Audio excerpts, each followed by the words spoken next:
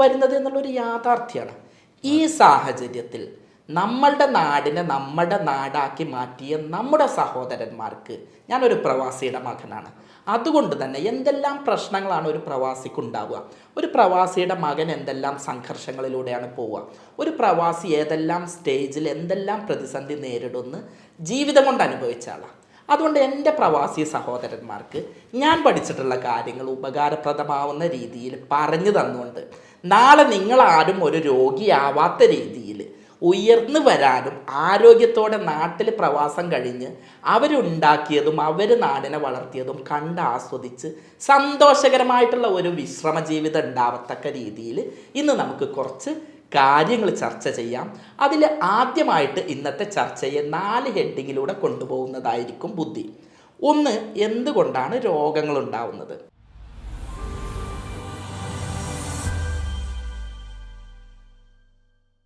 ഹെൽത്തിന്റെ പുതിയൊരു വീഡിയോയിലേക്ക് എല്ലാവർക്കും സ്വാഗതം. ഇന്ന് നമ്മുടെ കൂടെ ഉള്ളത് ബാസിൽ സാറാണ്, ഡോക്ടർ ബാസിൽ ഹോമിയോപ്പതി പാണ്ടിക്കാട്. നമ്മുടെ നാട്ടിൽ ഒരുപാട് ആളുകൾ പ്രവാസികളാണ്. അവർ പ്രവാസ ജീവിതം കഴിഞ്ഞ് വരുന്ന സമയത്ത് അവർക്ക് ആകെ ബാക്കി ഉണ്ടാകാൻ വരുന്നത് ഒരുപാട് രോഗങ്ങളാണ്. നമ്മൾ ഇന്ന് ഇവിടെ ചർച്ച ചെയ്യുന്നത്, അല്ലെങ്കിൽ സാറ് സംസാരിക്കാൻ ആഗ്രഹിക്കുന്നത്, എങ്ങനെയാണ് നമ്മളൊരു പ്രവാസിയായി ജീവിക്കുന്ന സമയത്ത് എന്തൊക്കെ കാര്യങ്ങളാണ് നമ്മൾ ശ്രദ്ധിക്കേണ്ടതെന്നും നമ്മൾ ഈ പറഞ്ഞ ഒരുപാട് രോഗങ്ങൾ വരാതെ എങ്ങനെ തടയാം എന്നുള്ളതുമാണ്. അപ്പോൾ നേരിട്ട് നമ്മൾ സാറിലേക്ക് തന്നെ കടക്കാം. സാർ, എന്താണ് നമ്മുടെ ഈ ഒരു വിഷയത്തെക്കുറിച്ച് സംസാരിക്കാനുള്ളത്? ഏറ്റവും ആദ്യം പറയാനുള്ളത്, മരുഭൂമിയെ മണലാരണ്യത്തെ മലർവാടിയാക്കി മാറ്റിയിട്ടുള്ള നമ്മളുടെ പ്രവാസി സഹോദരന്മാർ. നമുക്കറിയാം, ഖത്തർ വേൾഡ് കപ്പ് കഴിഞ്ഞു, അത് വിജയിച്ചു. ഇതിൻ്റെ പിന്നിൽ ഒരുപാട് പ്രവാസി സുഹൃത്തുക്കളുടെ അധ്വാനമാണ്. ഈ അധ്വാനം തന്നെയാണ് നമ്മളുടെ നാടിനെ എത്ര വികസിപ്പിച്ചതും. ഇന്ന് ഈ കാണുന്ന വികസനമൊക്കെ ഇവിടെ ഉണ്ടായത് ഈ ഒരു പ്രവാസികൾ വിയർത്ത് അധ്വാനിച്ചുണ്ടാക്കിയതാണ്. ഇത് മാത്രമല്ല, നമ്മുടെ നാട്ടിലൊരു പ്രശ്നത്തിൽ മുന്നിലുണ്ടാവുക, ഒരു സാമ്പത്തിക പ്രശ്നമാണെങ്കിൽ, അതല്ലെങ്കിൽ ഒരു കുട്ടിയുടെ കല്യാണം നടത്തേണ്ട വിഷയമാണെങ്കിൽ, അതല്ലെങ്കിൽ ഒരു പഠന വിഷയത്തിൽ സഹായിക്കാനാണെങ്കിലും ഒക്കെ ഉണ്ടാവുന്നത് പ്രവാസികളാണ്.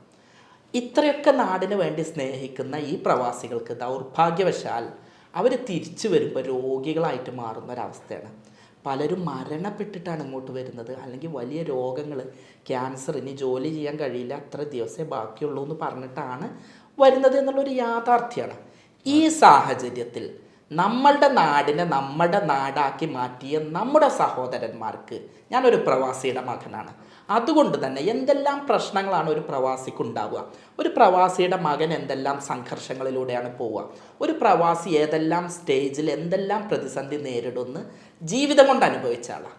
അതുകൊണ്ട് എൻ്റെ പ്രവാസി സഹോദരന്മാർക്ക് ഞാൻ പഠിച്ചിട്ടുള്ള കാര്യങ്ങൾ ഉപകാരപ്രദമാവുന്ന രീതിയിൽ പറഞ്ഞു തന്നുകൊണ്ട് നാളെ നിങ്ങളാരും ഒരു രോഗിയാവാത്ത രീതിയിൽ ഉയർന്നു വരാനും ആരോഗ്യത്തോടെ നാട്ടിൽ പ്രവാസം കഴിഞ്ഞ് അവരുണ്ടാക്കിയതും അവർ നാടിനെ വളർത്തിയതും കണ്ട് ആസ്വദിച്ച് സന്തോഷകരമായിട്ടുള്ള ഒരു വിശ്രമ ജീവിതം ഉണ്ടാവത്തക്ക രീതിയിൽ ഇന്ന് നമുക്ക് കുറച്ച് കാര്യങ്ങൾ ചർച്ച ചെയ്യാം.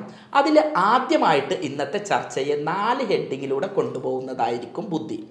ഒന്ന്, എന്തുകൊണ്ടാണ് രോഗങ്ങൾ ഉണ്ടാവുന്നത്? 2, ഇതിനെ എങ്ങനെ തടയാം? 3, ഇത് വന്നു കഴിഞ്ഞാൽ എന്താണ് ശ്രദ്ധിക്കേണ്ടത്?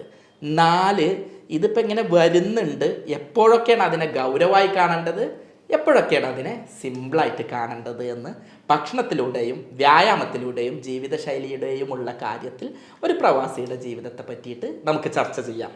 അപ്പോൾ അങ്ങനെയാണെങ്കിൽ ഈ പ്രവാസി സുഹൃത്തുക്കൾക്ക് ഉണ്ടാകുന്ന രോഗങ്ങൾ അപ്പോൾ എന്തൊക്കെയാണ്?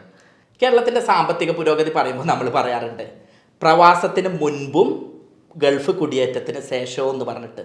ഇതുപോലെ തന്നെ ആരോഗ്യസ്ഥിതിയും എനിക്ക് തോന്നിയിട്ടുണ്ട്. ഒരു പക്ഷേ വളരെ ചർച്ച ചെയ്യാത്തൊരു വിഷയമായിരിക്കും.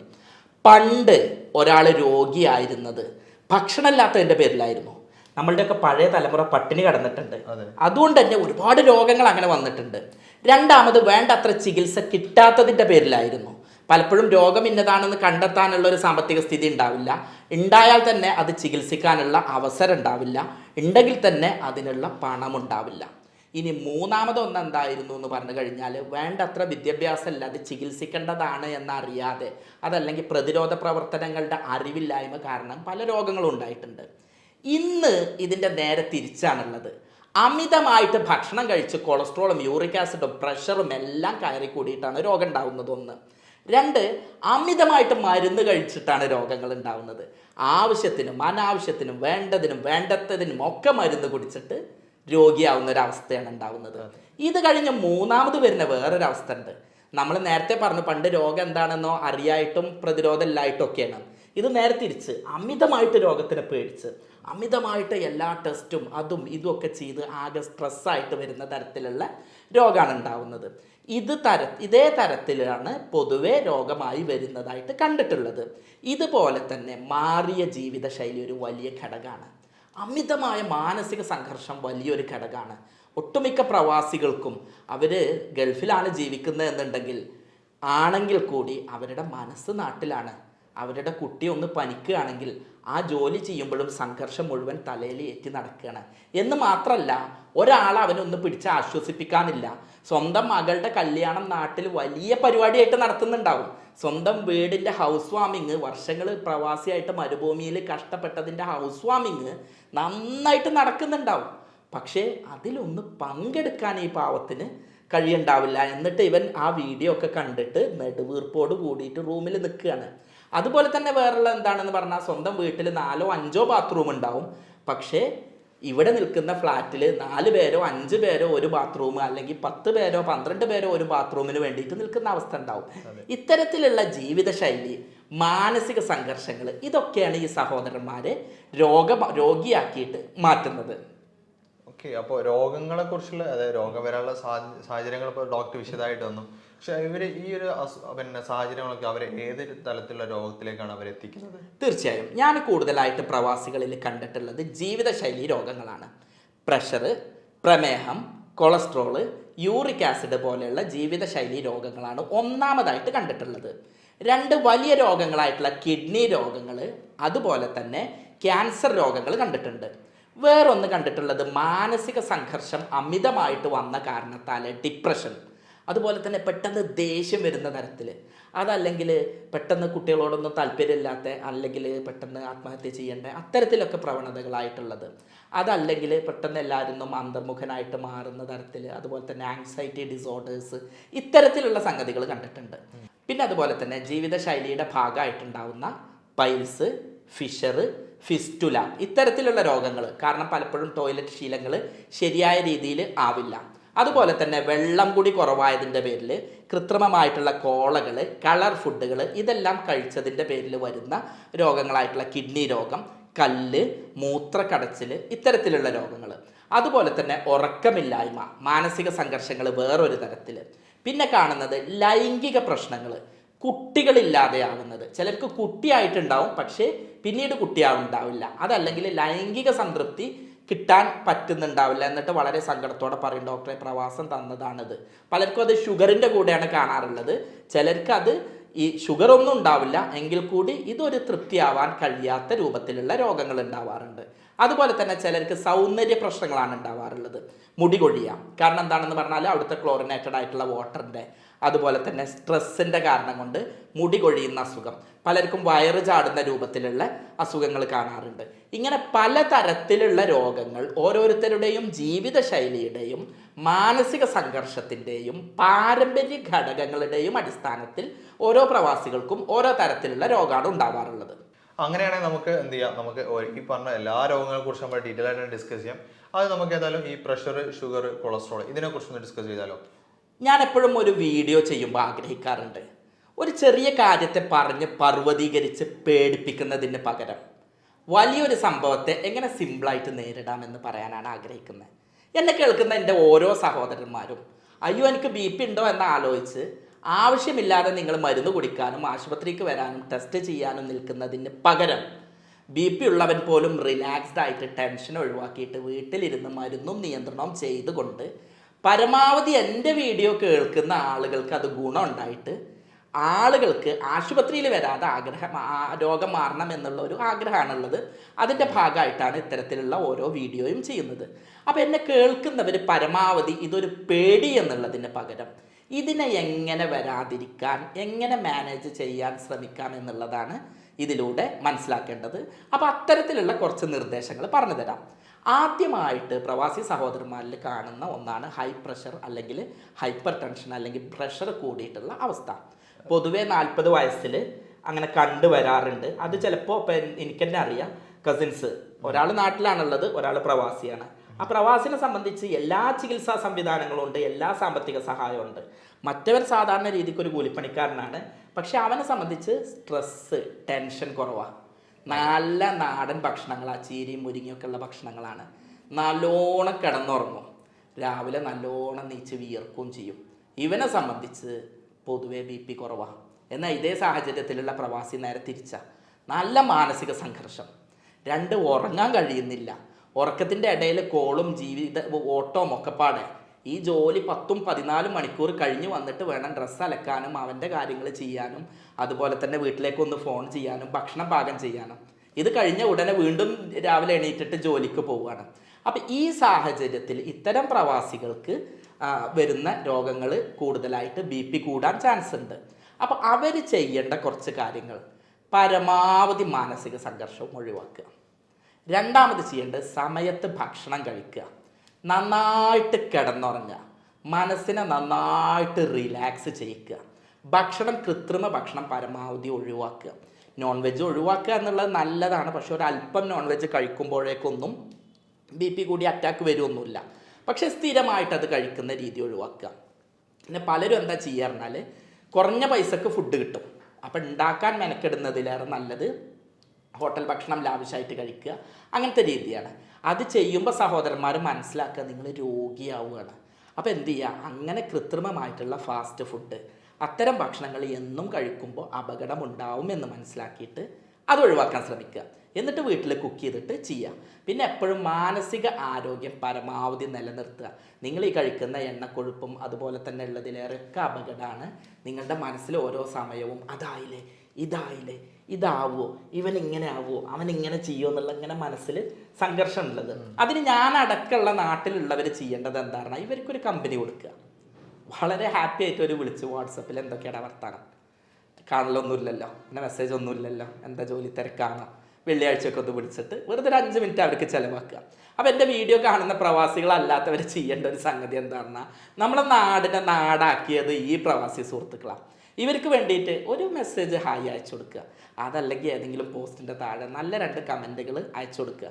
പലപ്പോഴും ഞാൻ കണ്ടിട്ടുള്ളത് എന്താണെന്നറിയോ, ഞാനൊരു പ്രവാസിയുടെ മകനായതുകൊണ്ട് തന്നെ പറയുന്നത്, പ്രവാസി എപ്പോഴാണ് വിളിക്കുക, ഒരാവശ്യം ഉണ്ടാകുമ്പോൾ, ഒരു പ്രശ്നം ഉണ്ടാകുമ്പോൾ വിളിക്കും. അതല്ലാതെ നമ്മളുടെ ഒരു സന്തോഷം ഉണ്ടാകുമ്പോൾ, അല്ലെങ്കിൽ ഇവൻ്റെ ഒരു പ്രശ്നം ഉണ്ടാകുമ്പോൾ, ഇനി അതൊന്നും അല്ലാതെ വെറുതെ ഒരു വിളി, എന്തൊക്കെ വർത്താനം, എന്തൊക്കെ കളിയൊക്കെ കാണലുണ്ടോ, എന്താ അവസ്ഥ എന്ന് ചോദിച്ചിട്ട് കൊടുക്കുന്ന ആ ഒരു ഫീലുണ്ടല്ലോ, അത് പലപ്പോഴും എന്തുണ്ടാവുന്നില്ല, അവന് കിട്ടുന്നില്ല. അപ്പം ഇവനിതൊരു മെഷീനായിട്ട് മാറുകയാണ്, രാവിലെ മുതൽ പ്രവർത്തിക്കുന്ന ഒരു മെഷീനായിട്ട് മാറുകയാണ്. അപ്പം ആ അവസ്ഥ ഒഴിവാക്കാൻ നമ്മൾ പരമാവധി ചെയ്യുക, അവനെല്ലാ സപ്പോർട്ടും കൊടുക്കുക, അവൻ്റെ ഫാമിലിയും അതുപോലെ തന്നെ ചെയ്തു കൊടുക്കുക. ഇതിൽ ഞാൻ എപ്പോഴും അതുപോലെ തന്നെ പറഞ്ഞു കൊടുക്കാറുള്ള ഒരു സംഗതി ഉണ്ട് കേട്ടോ, നമ്മളെ ഈ ഫോണിൻ്റെ ഒരു കാര്യം.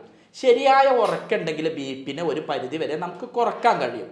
അപ്പോൾ അതിന് വേണ്ടിയിട്ട് നമ്മളെപ്പോഴും ഈ ഫോണിൻ്റെ കാര്യത്തിൽ ചെയ്യാൻ പറ്റുകയാണെങ്കിൽ നമ്മൾ എന്ത് ചെയ്യുക, വീട്ടുകാരെപ്പോഴാണ് വിളിക്കുക, 10 മണിക്ക് അല്ലെങ്കിൽ 11 മണിക്ക് 12 മണിക്ക് അവൻ റൂമിൽ എത്തിയിട്ട് ഒന്ന് കിടക്കും.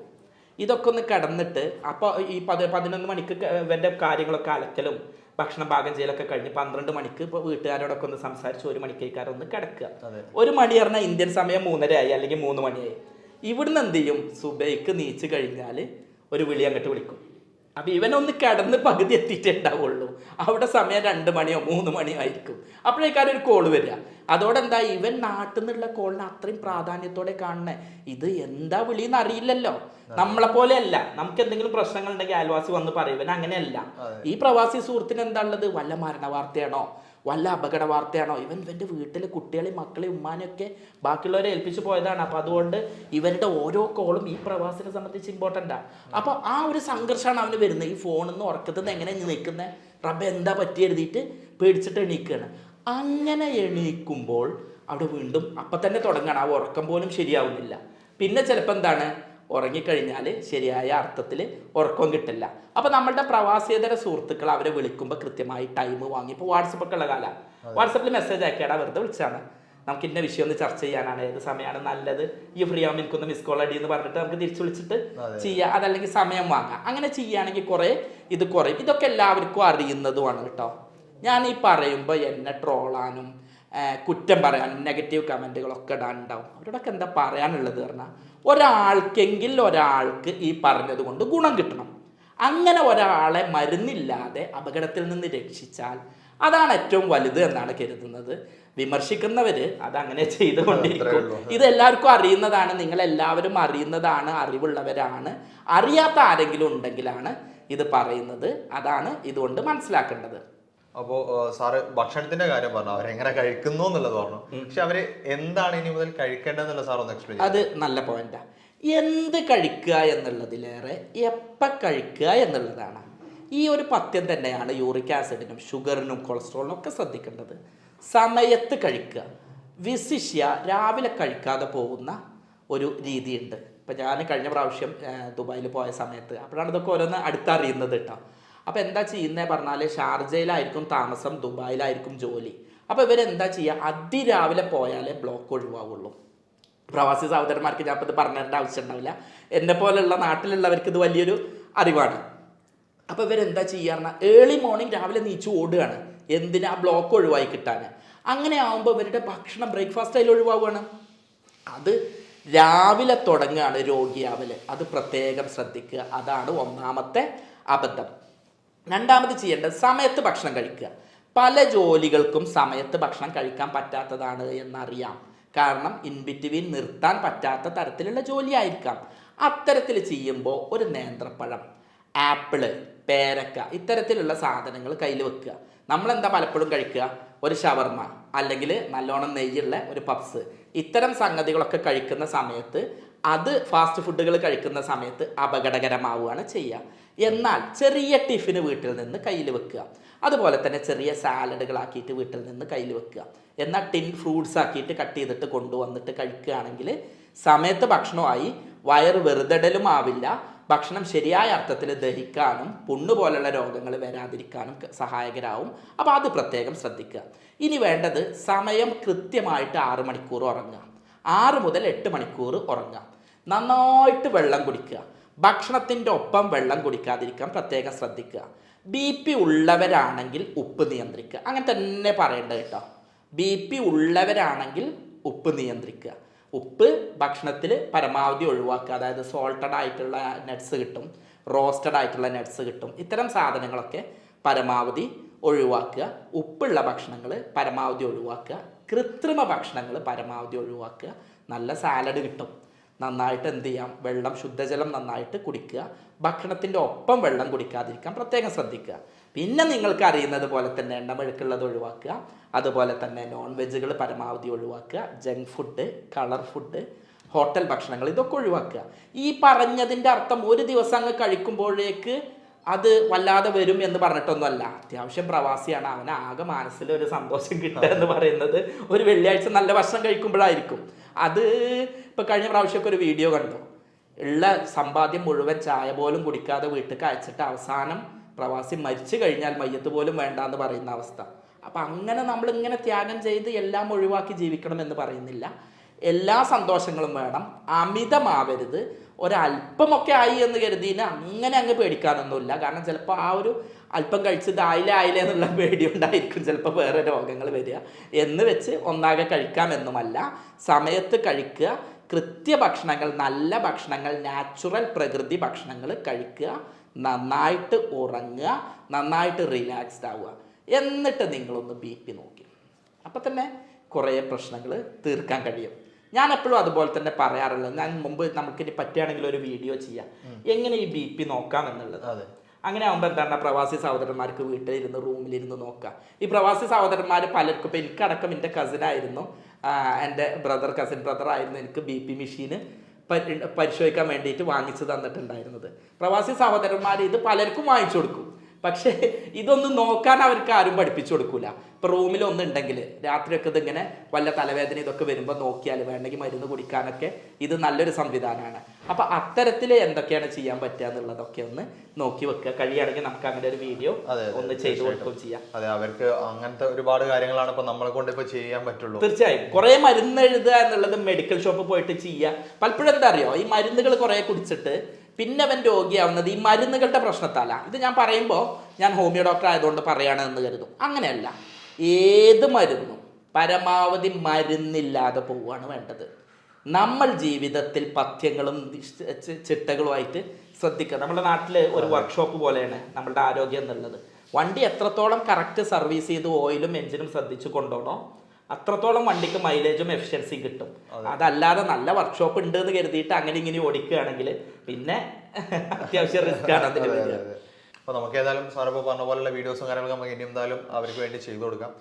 എനിക്ക് തോന്നുന്നു ഈ പ്രഷർ അല്ലെങ്കിൽ ഇതുപോലെ തന്നെയുള്ള മെയിനായിട്ട് ഈ പ്രവാസികൾ സുഹൃത്തുക്കൾ പിന്നെ പറയാൻ പഠിക്കുന്ന ഒരു അസുഖമാണ് പൈൽസ് എന്ന് പറയുന്നത്.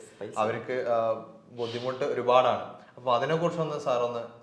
അതായത് പൈൽസ്, ഫിഷർ, ഫിസ്റ്റുല. നമ്മുടെ നാട്ടിൽ പാമ്പ്, ചേര, പെരുമ്പാമ്പ്, നീർക്കോലി എന്നൊക്കെ പറയുന്ന പോലെ ഇതിനൊക്കെ നമ്മളെന്താ പറയുക? പാമ്പ് എന്നാ പറയാം. ചേരയാണെങ്കിലും പാമ്പ് എന്നാ പറയാം, നീർക്കോലി ആണെങ്കിലും കണ്ടാൽ പാമ്പ് എന്നാ പറയാം. ഇതുപോലെ പൈൽസ്, ഫിഷർ, ഫിസ്റ്റുല ഈ സാധനങ്ങളൊക്കെ പൊതുവെ പറയുന്ന പേരാണ് പൈൽസ് അല്ലെങ്കിൽ മൂലക്കുരു എന്നുള്ളത്. എല്ലാതും മൂലക്കുരു അല്ല. ആദ്യം ഇതെന്താണെന്ന് മനസ്സിലാക്കുകയാണ് വേണ്ടത്.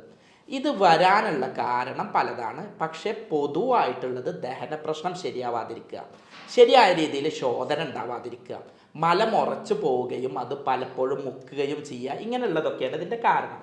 ഈ പൈൽസ് പറഞ്ഞാൽ അതായത് മൂലക്കുരു എന്ന് പറയുന്നത് ഒരു കുരുവൊന്നുമല്ല. നമ്മുടെ മലദ്വാരത്തിൻ്റെ അഗ്രഭാഗത്തുള്ള ഞരമ്പുകൾ പുറത്തേക്ക് തടിച്ചു വരുന്നതാണ് പൈൽസ് എന്ന് പറയുന്നത്. മലം പോവുമ്പോൾ ചെറിയ രൂപത്തിൽ പൊട്ടൽ വന്നിട്ട് മലദ്വാരത്തിൽ വിള്ളൽ ഉണ്ടാവുന്നതാണ് ഫിഷർ എന്ന് പറയുന്നത്. മലം പോവേണ്ട വഴിയിലൂടെ പോവാതെ വേറെ വഴിയിലൂടെ മലം പുറത്തേക്ക് വന്ന് ഒരു ഓട്ട ഉണ്ടായി അതിലൂടെ ജലം, അതുപോലെ തന്നെ പഴുപ്പ്, അതുപോലെ തന്നെ ചോര, ഗ്യാസ്, മലം ഇതൊക്കെ പോകുന്നതിനാണ് ഫിസ്റ്റുല എന്ന് പറയാം. ഇങ്ങനെ 3 കാറ്റഗറിയാണുള്ളത്. പ്രവാസി സഹോദരന്മാരിൽ ഇത് കൂടാനുള്ള കാരണം 1 ഞാൻ പറഞ്ഞ ഭക്ഷണശീലം, 2 ദഹന പ്രശ്നങ്ങൾ, 3 മാനസിക സമ്മർദ്ദം, 4 വയറ്റിന്ന് പോകാനുള്ള പ്രയാസം, വയറ് ഉറച്ച് നിൽക്കുക, ഗ്യാസ് കെട്ടുക, ഇതൊക്കെ. പിന്നെ ഈ കോമൺ ടോയ്ലറ്റ് ആകുമ്പോൾ പലപ്പോഴും ഇപ്പം ഞാൻ നേരത്തെ പറഞ്ഞു ഷാർജയിലായിരിക്കും ജോലി, ദുബായിലായിരിക്കും ജോലി, ഷാർജയിലായിരിക്കും താമസം. അപ്പോൾ രാവിലെ എണീറ്റ് എങ്ങനെയെങ്കിലും ജോലി സ്ഥലത്തേക്ക് പഞ്ചിങ്ങിന് എത്താനാണ് ശ്രമിക്കുക. അപ്പോൾ ഇതൊന്നും നോക്കാൻ അവരുടെ ജീവിതം കളഞ്ഞിട്ടുള്ള ഒരു ഓട്ടം ഉണ്ടാവുക. അപ്പോൾ ആ സാഹചര്യത്തിൽ വരാവുന്ന ഒരു അപകടമാണ് പൈൽസ്, ഫിഷർ, ഫിസ്റ്റുല എന്ന് പറയുന്നത്. ഇതിനൊക്കെ ചെയ്യാവുന്ന കുറച്ച് ഒറ്റമൂലികളും കുറച്ച് മുൻകരുതലുകളും പറഞ്ഞു തരാം. ആദ്യമായിട്ട് ഇതിലെ ചെറിയ വ്യത്യാസങ്ങളും നിങ്ങൾക്ക് മനസ്സിലാക്കി തരാം. പ്രവാസികളിൽ കൂടുതലായിട്ട് കാണുന്ന രോഗങ്ങളിലൊന്ന് പൈൽസ്, ഫിഷർ, ഫിസ്റ്റുല. ഇവ 3 എണ്ണത്തിൽ കൂടുതലായിട്ട് കാണുന്നത് ഫിഷർ എന്ന് പറഞ്ഞിട്ടുള്ള രോഗമാണ്. പക്ഷെ ഫിഷറിനെ ആളുകൾ പൈൽസ് എന്നാ പറയാം. പലപ്പോഴും രാത്രിയൊക്കെ വിളിക്കും, എന്താണിത് ഇങ്ങനെ കാണിക്കുക, എന്തെങ്കിലും ഒന്ന് ചെയ്യണം എന്ന് പറഞ്ഞിട്ട്. ഈ ഫിഷർ എന്ന് പറഞ്ഞാൽ ചെറിയ പൊട്ടൽ എന്നാണ് അർത്ഥം. മലദ്വാരത്തിൽ മലം ഉറച്ച് മലം ടൈറ്റായിട്ട് വരും. അതിനൊരു ചെറിയ എക്സാമ്പിൾ പറഞ്ഞുതരാം. നമുക്ക് മലം പോകാൻ വേണ്ടിയിട്ട് ചെറിയൊരു ഓട്ടയാണുള്ളത്. ദൈവം ചെറിയൊരു ഓട്ടയാണ് ഇതിൽ സൃഷ്ടിച്ചിട്ടുള്ളത്. മലം അതിലൂടെ പോകുന്നു, അത് കഴിഞ്ഞാൽ മലദ്വാരം അടയുന്നു, പ്രശ്നങ്ങൾ തീരുന്നു. പക്ഷെ മലം അടഞ്ഞിട്ട് അവിടെ കെട്ടിക്കിടന്നിട്ട് ടൈറ്റ് ആവുകയോ, ഒന്നെങ്കിൽ ഈ മസിൽ ടൈറ്റ് ആവുകയോ അല്ലെങ്കിൽ മലം നിറഞ്ഞ് നിൽക്കുകയോ, അത് മലം പോരാതെയൊക്കെ ആവുകയോ ചെയ്യുമ്പോൾ നന്നായിട്ട് നമ്മൾ മുക്കും. അപ്പോൾ ഇങ്ങനെ ഒരു ചെറിയ ഓട്ടയിലൂടെ നന്നായിട്ട് മുക്കുമ്പോൾ ഇവിടെ ഈ മലദ്വാരത്തിൻ്റെ ഈ ഭാഗം പൊട്ടിപ്പോവും. പൊട്ടി കീറി ബ്ലീഡിങ് ഉണ്ടാവും. പച്ച ഇറച്ചിയാണിത്, പച്ച ഇതിലാണ് ഈ ഞരമ്പുകൾ ഇങ്ങോട്ട് പൊട്ടി അതിലൂടെ നന്നായിട്ട് ബ്ലീഡിങ് ഉണ്ടാവും. കണ്ണിന്ന് വെള്ളം വരുന്ന വേദനയായിരിക്കും. പല പ്രവാസി സഹോദരന്മാരും പറഞ്ഞിട്ടുണ്ട്, അസാധ്യ വേദന ഡോക്ടറെ, ക്യാൻസർ ആണ് തോന്നുന്നു, ഞാൻ നാളെ ടിക്കറ്റ് എടുത്ത് നാട്ടിലേക്ക് വരികയാണ് പറയും. അപ്പോൾ ഇതിൻ്റെ കാരണം എന്താണെന്ന് പറഞ്ഞാൽ നന്നായിട്ട് പച്ച മുറിവായിട്ട് അവിടെ നിൽക്കുകയാണ്. അപ്പോൾ മലം പോകുമ്പോൾ ഓരോ സമയവും ഇത് കടുത്ത വേദന ഉണ്ടാവും, ബ്ലീഡിങ് ഉണ്ടാവും. മലം പോയി കഴിഞ്ഞാൽ അവൻ ബാത്റൂമിൽ നിന്ന് വന്നിട്ട് ബെഡിലങ്ങ് വന്നിട്ട് ചന്തി പൊന്തിച്ച് കിടക്കും. ഒരു ഫാനോ ഐസോ അതിൻ്റെ ഉള്ളിലേക്ക് വെച്ചാൽ മതി തോന്നുന്ന തരത്തിലുള്ള കഠിന സഞ്ചാരമാണ് ഉണ്ടാവുക. ഇത് ചിലപ്പോൾ ഇന്നലെ വരെ ഉണ്ടാവില്ല, പാരമ്പര്യം ഉണ്ടാവില്ല, ഒരൊറ്റ ദിവസം കൊണ്ടേക്കാരം ഇത് വരിക. അപ്പോൾ ഇന്നലെ വരെ പ്രശ്നമില്ലാത്ത ഒരാൾക്ക് ഇന്ന് മലം പോയി കഴിഞ്ഞപ്പോഴായിരിക്കും ചോരയും പ്രശ്നങ്ങളൊക്കെ വരിക. അത്തരത്തിൽ ഫിഷർ കാണാറുണ്ട്. ഒരുപാട് പേരെ പരിഭ്രാന്തരാക്കുന്ന രോഗം ഒന്നാണിത്. പലപ്പോഴും ഈ പ്രസവമൊക്കെ കഴിഞ്ഞ സ്ത്രീകൾ എന്താ പറയാറിയോ, ഡോക്ടറെ പ്രസവ വേദന എത്ര സിവിയർ അല്ലായിരുന്നു, പ്രസവിച്ചപ്പോൾ ഇത്ര വേദന ഉണ്ടായിരുന്നില്ല, പക്ഷേ ഈ ഫിഷർ പറഞ്ഞ രോഗം വന്നപ്പോഴാണ് ഇത്ര പ്രയാസം വന്നു എന്നുള്ളത്. പിന്നെ പൈൽസ് ആണെങ്കിൽ എങ്ങനെയാണെന്ന് പറഞ്ഞാൽ ഒരു ചെറിയ രക്തക്കുഴൽ പോലെ ഒരു സംഗതി പുറത്തേക്ക് വരുന്നതുകൊണ്ട് ഉള്ളിലുള്ളതുണ്ട്. ഇത് ബ്ലീഡിങ് ഉണ്ടാവും, പുറത്തേക്ക് എന്തോ ഇറങ്ങി വരുന്നു എന്നുള്ള ഒരു ഫീൽ ഉണ്ടാവും, മലം പോയാലും ഒരു സമാധാനം കിട്ടാത്ത ഒരു തൃപ്തി വരാത്തുള്ള ഒരു സംഗതി ഉണ്ടാവും, ഊരവേദന പോലെ ഉണ്ടാവും, അതുപോലെ തന്നെ ചൊറിച്ചിലുണ്ടാവും, അവിടെ ഒരു നീല കളറായിട്ടുണ്ടാവും. ഇങ്ങനെയൊക്കെയാണ് ഉള്ളത്. ഫിസ്റ്റുല മനസ്സിലാക്കേണ്ടത് എങ്ങനെയാണെന്ന് പറഞ്ഞു കഴിഞ്ഞാൽ ശരിക്കും നമ്മുടെ ചന്തിയുടെ ചാല്, ഞാനിത് മനസ്സിലാക്കാൻ വേണ്ടിയിട്ടാണ് കേട്ടോ ഇങ്ങനെയൊക്കെ പറയുന്നത്. ഇറച്ചിമന്ന് വേദന വരിക എന്നൊക്കെ പറയുമ്പോൾ ട്രോളൊക്കെ വരുന്നവരോട് പറയുന്നത്, എൻ്റെ സഹോദര, പച്ച ജീവിത യാഥാർത്ഥ്യം കൊണ്ട് കഷ്ടപ്പെടുന്ന പ്രവാസിക്ക് വേണ്ടിയിട്ട് പറയുന്നതാണ്. ഇതിലും നിങ്ങൾക്ക് പരിഹസിച്ച് ചിരിക്കണം എന്നുണ്ടെങ്കിൽ ചിരിച്ചോളൂ, അല്ലാതെ ഇപ്പം ഞാൻ എന്താ പറയുക. സാധാ സീതയായിട്ടുള്ള ഞങ്ങളെ നാടിനെ ഈ നാടാക്കിയിട്ടുള്ള പ്രവാസിക്ക് വേണ്ടിയിട്ടാണ് ഇതൊക്കെ പറയുന്നത്. അതുകൊണ്ട് തന്നെ തെറ്റുകളും ഇതൊക്കെ ഉണ്ടെങ്കിൽ ദയവായി ക്ഷമിക്കണം എന്നുള്ളതാണ് പറയാനുള്ളത്. അപ്പോൾ ഇതിലെന്താ വേണ്ടതെന്ന് പറഞ്ഞാൽ നമ്മുടെ ചന്തിയുടെ ആ ചാലിൽ ചെറിയ പൊന്തലുണ്ടാവും, പിന്നെ അവിടെ ഒരു ഓട്ടയാവും, അതിലൂടെ ചലം വരും, അതുപോലെ പഴുപ്പ് വരും, അതുപോലെ തന്നെ കൊഴുപ്പ് വരും, അതുപോലെ തന്നെ ഗ്യാസ് വരും, ഇങ്ങനെയൊക്കെ ഉണ്ടാവുക. ഇതെന്താ സംഭവം എന്ന് പറഞ്ഞാൽ, ഇത് സാധാരണ ആളുകൾക്ക് മനസ്സിലാവുന്ന രൂപത്തിൽ പറഞ്ഞാൽ മലദ്വാരത്തിൻ്റെ അതിലൂടെ അല്ലാതെ വേറെ വഴിയിലൂടെ മലം പോരുക. അത് അവിടെയുള്ള ഗ്രന്ഥികൾക്ക് അണുബാധയും ഇൻഫ്ലമേഷനും ഇൻഫെക്ഷനൊക്കെ വന്നിട്ട് അവിടെ ഓട്ടയായിട്ട് വരുന്ന ഒരു സംഗതിയാണ്. ഇതിങ്ങനെ പച്ചയായിട്ട് പറയാനുള്ള കാരണം എന്താ അറിയോ? എൻ്റെ അടുത്തൊരു സൗദി പ്രവാസി വിളിച്ചിട്ട് പറഞ്ഞു, നിങ്ങൾ കരുതുന്ന പോലെയല്ല ഡോക്ടറെ, ഞങ്ങൾക്ക് ഡോക്ടറെ അടുത്തേക്ക് പോകണം എന്നുണ്ടെങ്കിൽ ആകെ വെള്ളിയാഴ്ചയെ ഒഴിവുള്ളൂ, അല്ലാതെ ലീവ് കിട്ടൂല, അതൊരു മനുഷ്യനോട് പറയാൻ പറ്റൂല. ഇനി ഇവിടെ പോയാൽ തന്നെ 400 കിലോമീറ്റർ പോയാലേ ടൗണിലെത്തുള്ളൂ, അത്രയും ഉള്ളിലാണ് എന്നാണ് പറഞ്ഞത്. അപ്പോൾ ഇതുപോലുള്ള പ്രവാസികൾക്ക് പെട്ടെന്ന് അതെന്താണെന്ന് മനസ്സിലാവാനും അനാവശ്യമായ ആശങ്ക ഒഴിവാക്കാനും വേണ്ടിയിട്ടാണ് എങ്ങനെയാണ് ഈ രോഗലക്ഷണം എന്താണ് എന്നുള്ളത് പറഞ്ഞത്. ഇത് ഒഴിവാക്കാൻ വേണ്ടിയിട്ട് ചെയ്യേണ്ടത് സമയത്ത് ഭക്ഷണം കഴിക്കുക, രാവിലെ എഴുന്നേറ്റ ഉടനെ 2 ഗ്ലാസ് വെള്ളം കുടിക്കുക, നന്നായിട്ട് വ്യായാമം ചെയ്യുക, പ്രഭാത സവാരി ഏറ്റവും നല്ലതാണ്, നേരത്തെ എഴുന്നേൽക്കുക, നേരത്തെ കിടന്നുറങ്ങുക, 6 മുതൽ 8 മണിക്കൂർ കിടന്നുറങ്ങുക, മാനസിക സംഘർഷം നന്നായിട്ട് ഒഴിവാക്കുക, പഴങ്ങൾ കഴിക്കുക, പച്ചക്കറികൾ കഴിക്കുക, വ്യായാമം ചെയ്യുക, കോഴി ഒഴിവാക്കുക, കോഴിമുട്ട ഒഴിവാക്കുക, അതുപോലെ തന്നെ ഫാസ്റ്റ് ഫുഡ് ഒഴിവാക്കുക, കളറുള്ള ഫുഡ് ഒഴിവാക്കുക, കോളകൾ ഒഴിവാക്കുക, നന്നായിട്ട് വെള്ളം കുടിക്കുക. പിന്നെ ഈ പപ്പായ നല്ലതാണ്, ചോളം, കമ്പം അത് പുഴുങ്ങിയിട്ട് കഴിക്കുന്നത് നല്ലതാണ്. ഇത്തരത്തിലുള്ള സംഗതികൾ, അതുപോലെ തന്നെ സാലഡ്, ലെറ്റ്യൂസ്, ഇലക്കറികൾ, ഇതൊക്കെ നന്നായിട്ട് കഴിക്കുന്നത് ശോധന ശരിയാവാനും അതിലൂടെ ആരോഗ്യ പ്രശ്നങ്ങൾ, ഇത്തരം ശോധനാ പ്രശ്നങ്ങൾ ഉണ്ടാവുന്ന ഒഴിവാക്കാനും സഹായിക്കും. ഇനി എൻ്റെ എല്ലാ പ്രവാസി സുഹൃത്തുക്കൾക്കും വീട്ടിലിരുന്നു കൊണ്ട് ചെയ്യാവുന്ന ഒരു കിടിലൻ ഒറ്റമൂലി പറഞ്ഞുതരാം. എല്ലാ പ്രവാസി സഹോദരന്മാർക്കും ഇത് ചെയ്യാൻ സാധിക്കുമെന്നാണ് ഞാൻ മനസ്സിലാക്കുന്നത്. ചെറിയ രീതിയിൽ മൂലത്തിൽ വേദനയോ തടിപ്പോ മലം പോവാനുള്ള പ്രയാസമോ ചൊറിച്ചിലോ അണുബാധയോ ബ്ലീഡിങ്ങോ ഒക്കെ ഉണ്ടെങ്കിൽ, ഫിഷർ പോലെയുള്ള വേദന ഉണ്ടെങ്കിൽ അത് മാറ്റാനുള്ള 1.5 ഒറ്റമൂലിയാണ്. നിങ്ങൾക്ക് പെട്ടെന്ന് അത് ശരിയാവാനുള്ള പണിയാണ്. ഒരു വട്ടപാത്രത്തിൽ വെള്ളം എടുക്കുക. വട്ടപാത്രം എന്ന് പറഞ്ഞാൽ നമ്മുടെ കുട്ടികളുടെ തൊട്ടിയുടെ താഴെ വെക്കുന്ന നല്ല വട്ടമുള്ള ഒരു ഇത്രയൊക്കെ വട്ടമുള്ള ഇത്ര ഉയരമുള്ള ഒരു പാത്രം, അതിൽ വെള്ളം എടുക്കുക. അതിൻ്റെ ഒരു 1/4 ഭാഗം ഇളം ചൂട് വെള്ളം എടുക്കുക. അതിലെന്ത് ചെയ്യുക, നന്നായിട്ട് കല്ലുപ്പിടുക, ഒരു 5 or 6 സ്പൂണ് കല്ലുപ്പിടുക. എന്നിട്ട് ആ ചന്തിയുടെ ഭാഗം അവിടെ വെക്കുക. അങ്ങനെ വെക്കുകയാണെങ്കിൽ നന്നായിട്ട് വേദന കുറയാനും ബ്ലീഡിങ് മാറാനും സഹായകരായിരിക്കും. ഒരു പരിധി വരെ ഒട്ടുമുക്കാൽ പ്രശ്നങ്ങളും അതിന്മേ താൽക്കാലികമായിട്ട് മാറിക്കിട്ടി അത്യാവശ്യം പിടിച്ചു നിൽക്കാനുള്ള ഒരു പവർ അതിമ കിട്ടും. ആ ഭാഗത്ത് അണുബാധ പോവും, വേദന കുറയും, മുറിവ് ഉണങ്ങും, മസിലുകളൊന്ന് അയഞ്ഞിട്ട് വയറ്റിന്ന് പോവാൻ സഹായകരാകും. അപ്പോൾ വയറ്റിന്ന് പോവാത്തവരാണെങ്കിൽ അതിൻ്റെ മുൻപ് ചെയ്യാം. വയറ്റിന്ന് പോയിട്ട് വേദന വന്ന് ബ്ലീഡിങ് ആയിട്ട് കഷ്ടപ്പെടുന്നവരുണ്ടെങ്കിൽ റൂമിൽ ഇതൊന്ന് ചെയ്തു നോക്കുക. നിങ്ങൾക്ക് താങ്ങാവുന്ന ഒരു ചൂടിൽ വെള്ളത്തിൽ ഉപ്പിട്ടിട്ട് നിങ്ങളുടെ ചന്തി അതിൽ വെക്കുക. അങ്ങനെ ദിവസവും ഒരു 10 മിനിറ്റ് വെച്ചിട്ട് 3 പ്രാവശ്യം ചെയ്യുക. ഇങ്ങനെ ഒരാഴ്ച നിങ്ങൾ ചെയ്ത് നോക്കിയിട്ട് കുറവില്ലെങ്കിൽ ഇതിൻ്റെ താഴെ ഒന്ന് കമൻ്റ് ഇടൂ. അപ്പോൾ എന്താണെന്നുള്ളത് അതിനനുസരിച്ച് നമുക്ക് നോക്കാം. ഓക്കെ, വളരെ വലിയൊരു ഇൻഫർമേഷനാണ് സാറ് തന്നത്. കാരണം ഇത്രയും വേദന ഉള്ളത് നമുക്ക് പിന്നെ ഇപ്പോൾ പറഞ്ഞ പോലെ ഒരുപാട് യാത്ര ചെയ്യേണ്ടി വരും ഡോക്ടറെ കാണുന്നുണ്ടെങ്കിൽ. പക്ഷെ അത്രയും സമയം അവർക്ക് ഇരുന്ന് പോകാൻ പറ്റില്ലല്ലോ ഇവർക്ക്. അപ്പോൾ ഇത് വളരെ ഭയങ്കര ഒരു ഒറ്റമൂലി തന്നെയാണ് സാറ് പറഞ്ഞു തന്നത്. കാരണം അത്രയും ആളുകൾക്ക് ഭയങ്കര ഹെൽപ്ഫുള്ളാണ്. നമുക്ക് ഏതായാലും ഇനിയും നമുക്ക് ഒരുപാട് ഈ വിഷയത്തിൽ നമുക്ക് ഡിസ്കസ് ചെയ്യേണ്ടതുണ്ട്. അതുപോലെ എനിക്ക് തോന്നുന്നു ഏറ്റവും കൂടുതൽ വരുന്നൊരു പ്രശ്നമാണ് ഇവർ തന്നെ പ്രശ്നമാണ് ഒരു ഡിസ്ഫങ്ഷൻ കേസുകൾ, ഈ റെക്ടൽ ഡിസ്ഫങ്ഷൻ എന്ന് പറയും, നമുക്ക് ഉദാഹരണക്കുറവിന്റെ ഒരു ബുദ്ധിമുട്ട് പലരും പറഞ്ഞു കേട്ടിട്ടുണ്ട്. അതിനെങ്ങനെയാണ് ഇതിന് 2-3 കാര്യങ്ങളുണ്ട്. പലപ്പോഴും നമ്മളുടെ മീഡിയകൾ, അതുപോലെ തന്നെ യൂട്യൂബ് ആണെങ്കിലും അതുപോലെ തന്നെ സൈറ്റുകളാണെങ്കിലും നമ്മൾ തെറ്റിദ്ധരിപ്പിച്ച് വെച്ചിട്ടുണ്ട്. പലരും കരുതുന്നത് എന്താണെന്ന് പറഞ്ഞാൽ ഉദാഹരണം എന്നുള്ളത് മണിക്കൂറുകളോളം ചെയ്യാവുന്ന ഒരു സംഗതിയാണ് സെക്സ് എന്നുള്ളതാണ്. ഇതിപ്പോൾ ഒരാളോട് ചോദിക്കാനും പറ്റില്ല. ഇപ്പോൾ നമ്മൾ ഒരാൾ ബിരിയാണി കഴിക്കുകയാണെങ്കിൽ ഞാൻ എത്ര ബിരിയാണി കഴിക്കുന്നുണ്ട് എൻ്റെ കൂടെ ഇരിക്കുന്ന ആൾക്കറിയാം എത്ര ബിരിയാണി ഞാൻ കഴിക്കും എന്നുള്ളത്, ഞാൻ എത്ര ഗ്ലാസ് ചായ കുടിക്കുന്നുള്ളത്. അപ്പുറത്തെ ഒരാളോട് ചോദിക്കാടാ ഞാൻ ഒരു ദിവസം 4 ഗ്ലാസ് ചായ കുടിക്കുന്നത് തെറ്റാണോ ശരിയാണോ എന്നുള്ളത് ഒരാളോട് കമ്പയർ ചെയ്യുക. ഇതിപ്പോൾ അങ്ങനെ പറ്റാത്ത സ്ഥിതിക്ക് ഇത്തരത്തിലുള്ള പ്രസിദ്ധീകരണങ്ങൾ കുറേ ആളുകളെ വഴിതെറ്റിക്കുന്നുണ്ട്. ഈ വീഡിയോയിലൊക്കെ മണിക്കൂറുകൾ ചെയ്യുമ്പോൾ ആളുകൾ കരുതും ഇത് എനിക്ക് കിട്ടുന്നില്ലല്ലോ, എൻ്റെ സഖിക്ക് എൻ്റെ ഭാര്യയ്ക്ക് ഇത് പ്രശ്നമാവോ, ഞാനൊരു പരാജയമാവോ തോന്നും. മിക്കവാറും അത് പ്രശ്നമൊന്നും ഉണ്ടാവില്ല. നമ്മൾ ആ ഒരു തോട്ടായിരിക്കും എനിക്ക് കഴിയില്ലല്ലോ എന്നുള്ള ആ ഒരു ചിന്തയായിരിക്കും. കാരണം സെക്സ് എന്ന് പറയും, ഇപ്പം നമ്മൾ വിശപ്പന്നെ നോക്കുക, നമുക്ക് നല്ല എന്താ പറയുക ടെൻഷൻ അടിച്ച് പരീക്ഷ പിടിച്ച് ഇങ്ങനെ ഇതാക്കി നിൽക്കുമ്പോൾ വിശപ്പറിയോ? ഇല്ല. അതേപോലെ തന്നെയാണ് ശരീരത്തിൻ്റെ ഓരോ പ്രവർത്തനം. നല്ല ടെൻഷൻ അടിച്ച് നിൽക്കുമ്പോൾ വിശപ്പ് അറിയാത്ത പോലെ തന്നെയാണ് സെക്സും. അപ്പോൾ സ്വാഭാവികമായിട്ടും സെക്സ് എന്നുള്ളത് അത് മനസ്സറിഞ്ഞ് ആനന്ദത്തോടെ ചെയ്യുമ്പോൾ പൊതുവേ ഒരു ടൈം പ്രശ്നം വരില്ല. അപ്പോൾ ചെറിയ അങ്ങോട്ടോ ഉണ്ടെങ്കിലൊന്നും പേടിക്കണ്ട.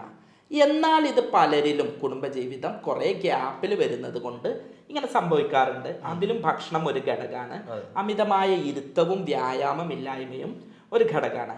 അത്തരം ആളുകളോട് പറയുന്നത് എന്താണെന്ന് പറഞ്ഞു കഴിഞ്ഞാൽ ജീൻസ് ഒഴിവാക്കുക, ബൈക്ക് യാത്ര ഒഴിവാക്കുക, അമിതമായി ചൂട് വരുമ്പോൾ ഞാൻ നേരത്തെ പറഞ്ഞതിൻ്റെ തിരിച്ച് ചെയ്യാം. വട്ടപാത്രത്തിൽ വെള്ളം എടുത്തിട്ട് തണുത്ത ഐസ് അതിലേക്ക് ഇട്ടിട്ട് ഇരിക്കുക. അങ്ങനെ ആകുമ്പോൾ അവിടെയുള്ള പ്രവർത്തനങ്ങൾ കൂടുതൽ ഫങ്ഷൻ നടക്കും.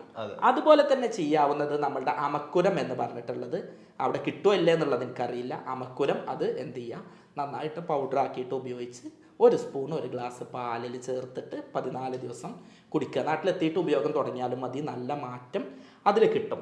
ഇതിൽ തന്നെ വേറൊന്നുണ്ട്, പ്രവാസികളിൽ കാണുന്ന ഒരു രോഗമാണ് ഇൻഫെർട്ടിലിറ്റി അഥവാ കുട്ടികളില്ലായ്മ. സെക്ഷൽ ഫങ്ഷനും കുട്ടികളില്ലായ്മയും തമ്മിൽ ചെറിയ കുറച്ച് വ്യത്യാസമുണ്ട്. വണ്ടിൻ്റെ എൻജിനും വണ്ടിൻ്റെ ബോഡിയും തമ്മിലുള്ള വ്യത്യാസം പോലെ തന്നെ ചിലർക്ക് സെക്ഷൽ പവർ കുറേ നേരം മെയിൻറ്റെയിൻ ചെയ്യാൻ പറ്റില്ല, പക്ഷേ വേഗത്തിൽ കുട്ടിയാക്കാൻ പറ്റും. ചിലർക്ക് നേരെ തിരിച്ചായിരിക്കും, സെക്ഷൽ പവറും ഇറക്ഷനും ഒക്കെ ഉണ്ട്, പക്ഷേ ബീജം ബ്ലോക്ക് ആയിരിക്കും, കുട്ടിയാക്കാൻ പറ്റില്ല. അങ്ങനെ ഇത് രണ്ടാണ്. ചിലരെന്താ കരുതുക പറഞ്ഞാൽ എനിക്ക് വേഗം സ്ഖലനം സംഭവിച്ചില്ല, എനിക്ക് കുട്ടിയാവില്ലേ എന്ന് കരുതുന്നവരുണ്ട്. ചിലർ കരുതും ഇന്നതൊന്നും ബാധിക്കൂല, ഞാൻ കുറേ സമയം എടുക്കുന്ന ആളാണ് എന്ന് കരുതുന്ന ആളുകളുണ്ട്. ഇതിൻ്റെ ഒരു കാരണം എന്താ പറഞ്ഞാൽ പ്രവാസികൾക്ക് കുട്ടികളില്ലാതിരിക്കാനാവുന്നതിൻ്റെ ഒരു കാരണം ഒരു പുരുഷനെ സംബന്ധിച്ച് അവൻ്റെ ഓരോ സെക്ഷൽ ഇജാക്കുലേഷനും അവൻ്റെ ശുക്ലം പുറത്തേക്ക് പോകുന്ന ഓരോ സമയത്തും ഒരുപാട് ബീജം അതിലുണ്ട്. അപ്പോൾ ഓരോ പ്രാവശ്യം പോകുമ്പോഴും അവന് ഒരു സ്ത്രീയെ പ്രഗ്നൻ്റ് ആക്കാൻ കഴിയും. എന്നാൽ ഒരു സ്ത്രീയെ സംബന്ധിച്ച് അങ്ങനെയല്ല. അവൾ ബന്ധപ്പെട്ട് കഴിഞ്ഞാലും ഒരു ആർത്തവ ചക്രത്തിൽ 1 പ്രാവശ്യം മാത്രമേ അണ്ടോൽപാദിപ്പിക്കുന്നുള്ളൂ. അപ്പോൾ 28 ദിവസത്തിൽ അല്ലെങ്കിൽ ഒരു കൊല്ലത്തിൽ ആകെ 12ഓ 13ഓ പ്രാവശ്യമാണ് ഇവരുടെ ശരീരത്തിൽ അണ്ടോൽപാദിപ്പിക്കുന്നത്. അപ്പോൾ ഒരു വർഷത്തിൽ 12 പ്രാവശ്യമോ 13 പ്രാവശ്യമൊക്കെയാണ് ഈ കുട്ടിയാവാനുള്ള സാധ്യത ഉള്ളത്. അതുകൊണ്ട് തന്നെ പ്രവാസികൾ കുട്ടികളാവാൻ പ്രയാസം അനുഭവിക്കുന്ന പ്രവാസികളാണെങ്കിൽ ആദ്യം ഭാര്യയുടെ ആർത്തവചക്രം കൃത്യമാക്കണം. 2 ഭർത്താവിൻ്റെ സെമൻ അനാലിസിസ് ഒന്ന് പരിശോധിക്കുക. സെമൻ അനാലിസിസ് എന്ന് പറഞ്ഞാൽ ശുക്ല പരിശോധന. ഇത് പലപ്പോഴും ഇവരെന്താ ചെയ്യാറ്, നാട്ടിൽ വന്നിട്ട് ശുക്ലം പരിശോധിക്കാൻ പോകും. അപ്പം എന്താ ഉണ്ടാവുക പറഞ്ഞാൽ ശരിയായ റിപ്പോർട്ട് കിട്ടില്ല. അതിൻ്റെ കാരണം എന്താ പറഞ്ഞാൽ നമ്മളുടെ ഈ ശുക്ലം പരിശോധിക്കേണ്ടത് 2 ദിവസം ബന്ധപ്പെടാതെ ഇരുന്നിട്ട് രാവിലെ ഒരു 8 മണി 9 മണിയുടെ ഉള്ളിൽ പോയിട്ട് ടെസ്റ്റ് ചെയ്യാണ് വേണ്ടത്. അത് തന്നെ ടെസ്റ്റ് ചെയ്ത് ശുക്ലം എടുത്ത് 10ഓ 15ഓ മിനിറ്റിൻ്റെ ഉള്ളിൽ ലാബിലെത്തണം. അങ്ങനെയുള്ള ഒരു അവസ്ഥയിലാണ് നോക്കേണ്ടത്. പലർക്കും ഇതൊന്നും അറിയില്ല. അവർ തലേന്ന് ബന്ധപ്പെട്ടിട്ടുണ്ടാവും, പിറ്റേന്ന് ഉച്ചക്കോ അല്ലെങ്കിൽ ഏതെങ്കിലും സമയത്ത് എടുത്തിട്ട് കൊണ്ടുപോയിട്ട് ലാബിൽ ടെസ്റ്റ് ചെയ്യുകയാണ് ചെയ്യുന്നത്. ഇതിന് പകരമായിട്ട് കൃത്യമായിട്ട് ഈ രീതിയിൽ ടെസ്റ്റ് ചെയ്യുക. ടെസ്റ്റ് ചെയ്യുമ്പോൾ സെമൻ എടുക്കുന്നതും അവരൊരു പാത്രം തരും, അവരൊരു ലാബ് ജാർ തരും, അതിലാണ് എടുക്കേണ്ടത്. അതല്ലെങ്കിൽ ഈ പാത്രത്തിൽ നിന്നുള്ള എന്തെങ്കിലും റിയാക്ഷൻ കാരണം ബീജം നശിക്കുകയും അതിലൂടെ നമുക്ക് തെറ്റായ വാല്യൂ കിട്ടാൻ സാധ്യതയുണ്ട്. പിന്നെ പ്രവാസി സുഹൃത്തുക്കളോട് പറയുന്നത് പറ്റുകയാണെങ്കിൽ നല്ല ലാബും ചെലവ് കുറഞ്ഞതൊക്കെ ആണെങ്കിൽ നിങ്ങൾ നാട്ടിൽ വരുന്നതിൻ്റെ മുമ്പ് തന്നെ എന്ത് ചെയ്യുക, ഈ ടെസ്റ്റ് നടത്തുക. ഭാര്യയുടെ നിങ്ങൾ നാട്ടിലേക്ക്, കാരണം നിങ്ങൾ ആകെ 15 ദിവസത്തിനോ 20 ദിവസത്തിനോ വരിക, ഒരു ദിവസമാണ് അന്ന് പ്രഗ്നൻ്റ് ആവാൻ സാധ്യതയുള്ള ഓവുലേഷൻ ഡേ ഉള്ളത്. അപ്പോൾ ആ ദിവസം നിങ്ങൾ വന്നിട്ട് ചികിത്സിക്കാൻ സമയം ഉണ്ടാവില്ല. അപ്പോൾ അതുകൊണ്ട് എന്ത് ചെയ്യുക, ആദ്യം ടെസ്റ്റ് നടത്തിയിട്ട് പ്രശ്നം ഉണ്ടോ ഭർത്താവിന്, ഉണ്ടെങ്കിൽ എന്താ നോക്കുക, ഭാര്യയുടെ മെൻസസ് റെഗുലർ ആക്കിയിട്ട് കൊണ്ടുവരിക. എന്നിട്ട് അതിനൊരു ഡേറ്റ് ഉണ്ട്, ആ ഡേറ്റ് ഞാൻ ഇപ്പോൾ പറഞ്ഞു തരാം. മെൻസസ് ആയത് 1-ാം തീയതി ആണെങ്കിൽ 10-ാം തീയതി മുതൽ 18-ാം തീയതി വരെയുള്ള ദിവസങ്ങളാണ് ഗർഭധാരണ സാധ്യത കൂടുതലായിട്ടുള്ള ദിവസം. 28 ദിവസമുള്ള സൈക്കിളുള്ള ഒരു സ്ത്രീ ആണെങ്കിൽ 28 ദിവസമാണ് സൈക്കിൾ എന്ന് കരുതുന്നത്. അപ്പോൾ 1-ാം തീയതി മെൻസസ് ആയി, അങ്ങനെയാണെങ്കിൽ 10-ാം തീയതി മുതൽ 18-ാം തീയതി വരെയാണ് സാധ്യത കൂടുതലുള്ളത്. അപ്പോൾ ലീവ് എടുത്ത് വരുന്നവർ ഏതാണ്ട് ആ ഡേറ്റിക്ക് ടിക്കറ്റ് അറേഞ്ച് ചെയ്തിട്ട് വരിക. അപ്പോൾ അങ്ങനെ ആകുമ്പോൾ ചിലപ്പോൾ എന്താവും പറഞ്ഞാൽ ഒറ്റ കുട്ടിയേ ഉള്ളൂ, ഇനി ഒരു ആൺകുട്ടി വേണമെന്ന് ആഗ്രഹം ഉണ്ടാവും, ഭാര്യയ്ക്ക് 40-39 വയസ്സായി. അപ്പോൾ ഇനി ഇവനെ അടുത്ത കഴിഞ്ഞിട്ട് പിന്നെ വരുമ്പോഴേക്ക് ഭാര്യയുടെ റീപ്രൊഡക്റ്റീവ് ഏജ് കഴിഞ്ഞിട്ടുണ്ടാവും. ഞാൻ ഈ പറയുമ്പോൾ ഇതിൻ്റെ ഗൗരവമില്ലാതെ ഇതിനെയൊക്കെ വേറെ അർത്ഥത്തിൽ കാണുന്നവരുണ്ടാവും. അവരിങ്ങനെയുള്ള ആളുകളുടെ പ്രയാസങ്ങൾ മനസ്സിലാക്കുക. ഞങ്ങൾ ഡോക്ടർമാർ എന്നുള്ള നിലക്ക് ദിവസം കണ്ടുകൊണ്ടിരിക്കുന്ന ഒരു പ്രയാസമാണ്, അതുകൊണ്ടാണ് ഇത് ഈ രൂപത്തിൽ പറയുന്നത്. അപ്പോൾ ആ ഓവുലേഷൻ ഡേ എന്ന് പറഞ്ഞാൽ 1-ാം തീയതി മെൻസസ് ആയാൽ 10-ാം തീയതി മുതൽ 18-ാം തീയതി വരെയാണ് ഇതിൻ്റെ സാധ്യത, ഗർഭധാരണ സാധ്യത ഉള്ള ദിവസങ്ങൾ. പലരും ഈ പറയുമ്പോൾ തെറ്റൂട്ടോ, കുളിച്ച് കഴിഞ്ഞതിന് ശേഷമാണ് കരുതും. അങ്ങനെയല്ല, 1-ാം തീയതി മെൻസസ് ആയാൽ 10-ാം തീയതി മുതൽ 18-ാം തീയതി വരെ. ഇതിൽ ഏറ്റവും സാധ്യത ഉള്ള ദിവസം 14-ാമത്തെ ദിവസമാണ്. അന്ന് എന്തായാലും ബന്ധം ഉണ്ടാവുക. പിന്നെ സാധ്യത കുറച്ച് കുറവുള്ള എന്നാൽ മാക്സിമം ഉള്ള ദിവസങ്ങളാണ് 13-ാമത്തെ ദിവസവും 15-ാമത്തെ ദിവസവും. അപ്പോൾ 10-ാം തീയതി മുതൽ 18-ാം തീയതി വരെ ബന്ധം ഉണ്ടാവുക. 14-ാം തീയതി എന്തായാലും ബന്ധം ഉണ്ടാവുക. 13-ാം തീയതിയും 15-ാം തീയതി മാക്സിമം ബന്ധം ഉണ്ടാവാൻ ശ്രമിക്കുക. 12-ാം തീയതി 11-ാം തീയതി 16-ാം തീയതി 17-ാം തീയതി ഒക്കെ മാക്സിമം അത് നോക്കുക, നിങ്ങളുടെ കപ്പാസിറ്റിക്കും നിങ്ങളുടെ ഇതിനൊക്കെ അനുസരിച്ച്. അപ്പോൾ ആ ദിവസങ്ങൾ പലർക്കും അറിയില്ല. ഈ അറിവില്ലായ്മൻ്റെ പേരിൽ കുട്ടി ഉണ്ടാവില്ല. എന്നിട്ട് ഇവർ പറയും ഞങ്ങൾ എന്നും ബന്ധപ്പെട്ടിട്ടുണ്ടായിരുന്നു, പക്ഷെ ഈ ദിവസങ്ങളിൽ ബന്ധപ്പെട്ടിട്ടുണ്ടാവില്ല. അതല്ലെങ്കിൽ പ്രവാസികളാണ്, ഏതെങ്കിലും നമ്മൾ ടിക്കറ്റ് എടുത്തിട്ട് ഫ്ലൈറ്റ് മാറുക, ഇതാവും, അങ്ങനെയൊക്കെ സംഭവിക്കാം. അതൊക്കെ ഇവരുടെ ലൈഫിൽ ഓരോ ദിവസവും വിലപ്പെട്ടതാണ്. അപ്പോൾ ഈ ഒരു ദിവസം ഇങ്ങനെ വൈകുന്ന കാരണത്താൽ അത്രയും പ്രയാസങ്ങൾ ഉണ്ടാവും. അപ്പോൾ ആ ദിവസത്തിനനുസരിച്ച് നോക്കുക. അങ്ങനെയാണെങ്കിൽ ഈ കുട്ടികളില്ലാത്ത പ്രയാസവും കുറെ മാറ്റിയെടുക്കാൻ കഴിയും. അതെ, അപ്പോൾ പല ആളുകൾക്കും അറിയാത്തൊരു അറിവാണ് സാർ ഇപ്പോൾ പറഞ്ഞത്, കാരണം എങ്ങനെ എന്നുള്ളതൊക്കെ. നമുക്ക് ഏതായാലും പിന്നെ ഒരു സംശയം കൂടിയാണ്, ഈ പുണ്ണ്, വയറ്റിലുണ്ടാവുന്ന പുണ്ണ് പല ആളുകളും പറഞ്ഞു കേട്ടിട്ടുണ്ട്. അതെങ്ങനെയാണ്, എന്തുകൊണ്ടാണ് അത് വരുന്നതും അതെങ്ങനെയാണ് നമുക്ക് ചികിത്സിക്കാൻ പറ്റുക? അതായത് ഈ സാധനവും പ്രവാസികൾക്കാണ് കൂടുതൽ കണ്ടുവരാറുള്ളത്. പുണ്ണിൻ്റെ പ്രധാന കാരണങ്ങളിലൊന്ന് ടെൻഷനാണ്. അപ്പം അത് ഞാൻ പ്രത്യേകം പറയേണ്ടതില്ല. 2 അമിതമായ മരുന്നുകളുടെ ഉപയോഗമാണ്. അതും ചെറുപ്രായത്തിൽ തന്നെ ഈ പ്രഷറും പ്രമേഹമൊക്കെ വന്ന് അതിനൊക്കെ മരുന്ന് കുടിച്ചിട്ട് ഇങ്ങനെ ആവാറുണ്ട്. 3 സമയത്ത് ഭക്ഷണം കഴിക്കാത്തതാണ്.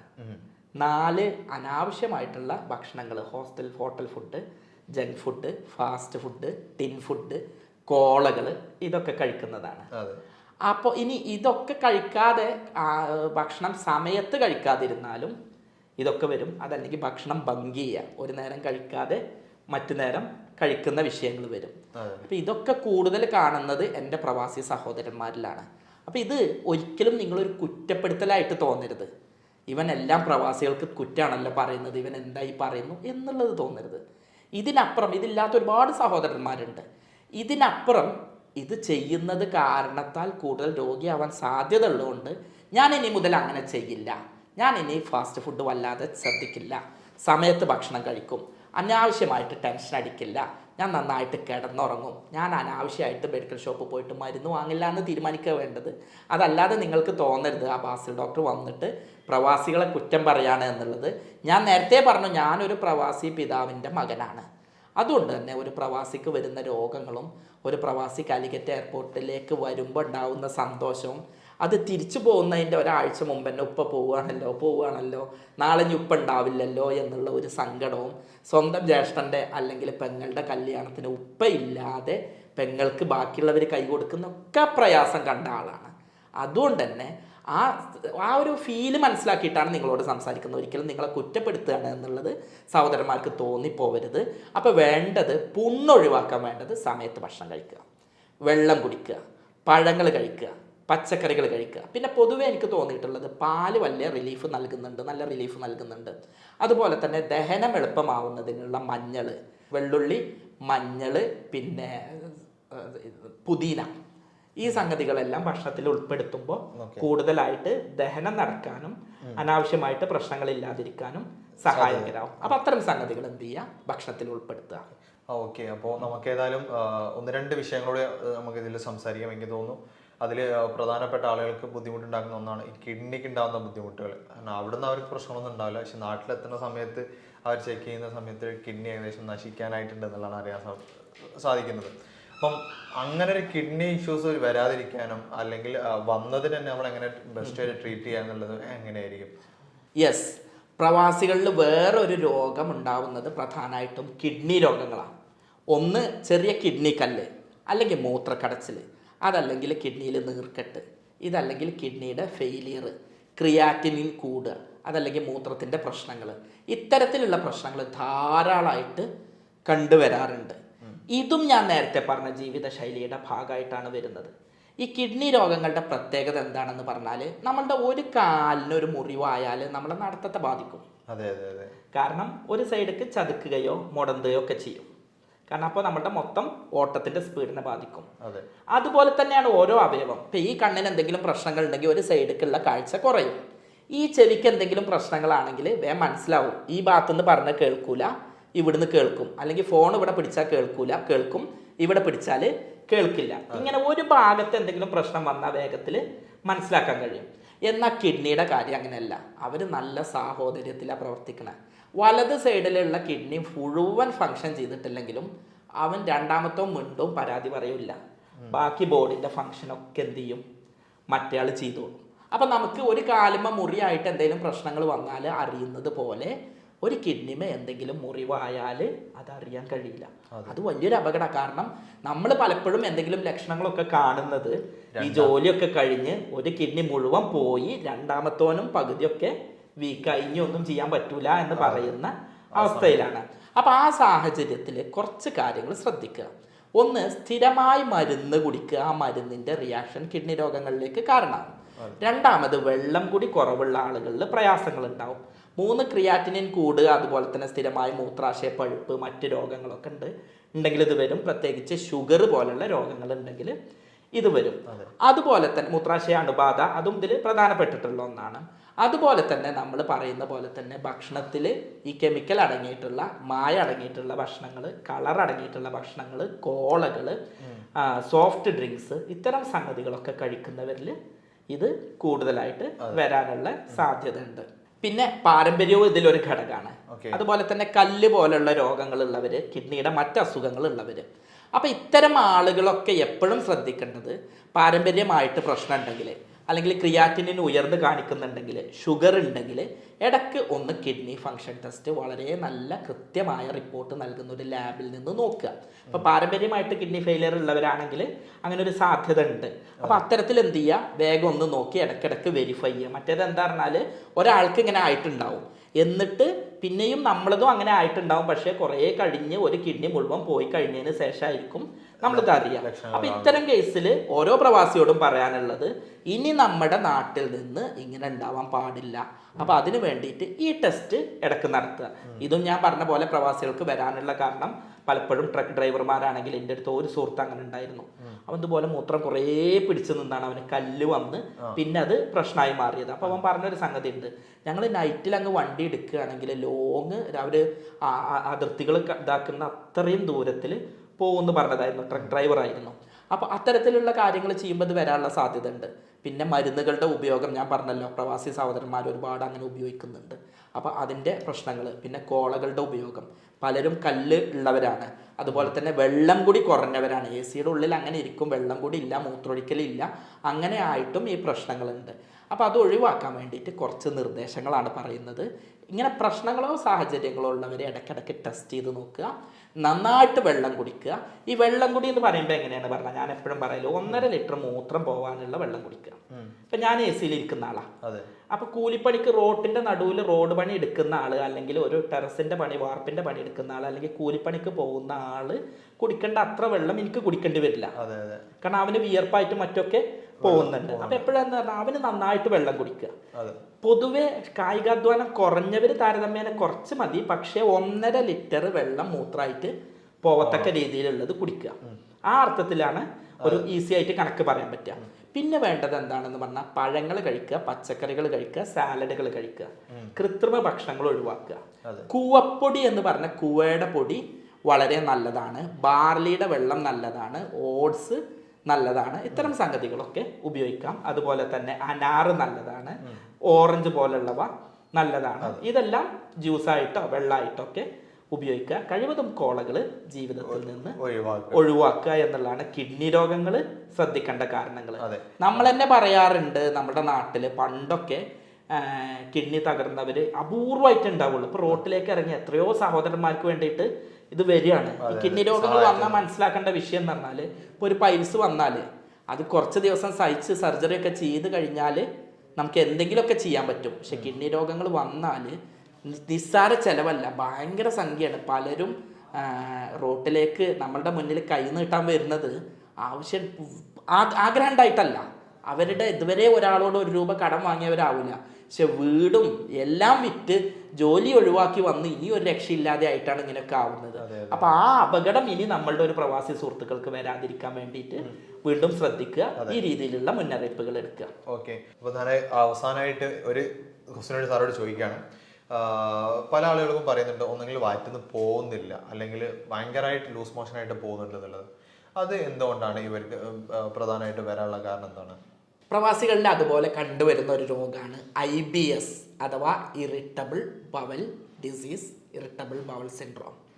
ഈ സംഗതി പലപ്പോഴും കാണാനുള്ള ലക്ഷണം ഒന്നെങ്കിൽ ഒന്നാകെ വയറ്റുന്ന് പോകും, ജോലി സ്ഥലത്തുനിന്ന് വീട്ടിലെത്തുന്നതിൻ്റെ മുമ്പ് 1 2 പ്രാവശ്യം പോകേണ്ടി വരും, മലം പിടിച്ച് നിൽക്കാൻ കഴിയില്ല.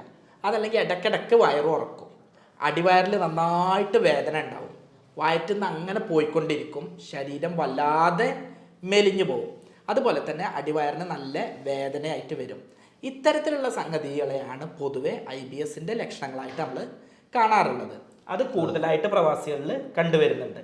അതിൻ്റെ കാരണം വേറൊന്നുമല്ല, ദഹന പ്രശ്നങ്ങൾ, ഭക്ഷണ രീതിയിലെ ശരിയായില്ലായ്മ, കൃത്രിമ ഭക്ഷണങ്ങൾ, ആധുനിക ഫാസ്റ്റ് ഫുഡ്, ജങ്ക് ഫുഡ്, മാനസിക സംഘർഷം, ഇതെല്ലാമാണ് ഈ രോഗത്തിലേക്ക് നയിക്കുന്നത്. ദഹനമില്ലായ്മ മുതൽ മാനസിക സംഘർഷം വരെയാണ് ഇതിലേക്ക് നയിക്കുന്നത്.